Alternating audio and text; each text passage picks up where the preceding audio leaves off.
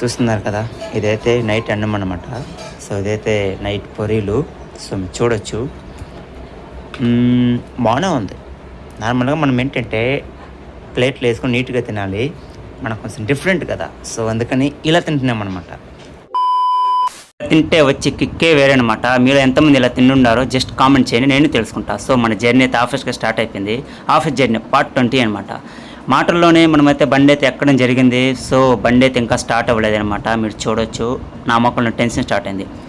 చాలా రోజులు ఏందండి ఇలా ఐస్ క్రీమ్ బండిని చూసి, మీరు కూడా కదా.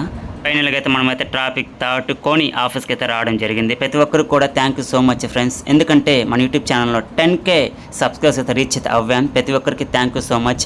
నా తరపున అండ్ మా ఫ్యామిలీ తరపున కూడా ప్రతి ఒక్కరికి అయితే నా పాదాపి వందనలు తెలుపుకుంటున్నానండి. నన్ను ఇంతగా సపోర్ట్ చేస్తున్న మీ అందరికీ ప్రతి ఒక్కరికి పేరు పేరునైతే thank you so much guys. ఫైనల్గా అయితే మనమైతే ఆఫీస్ ముగించుకొని ఇంటికైతే వెళ్తున్నాం. మీరు చూడొచ్చు. Thank you so much. 1 second. చూపించే ప్రేమ, మీ అందరూ ఇచ్చే సపోర్ట్ నాకు ఎప్పుడు ఇలానే ఉండాలని దేవుడిని అయితే మనస్ఫూర్తిగా కోరుకుంటున్నానండి.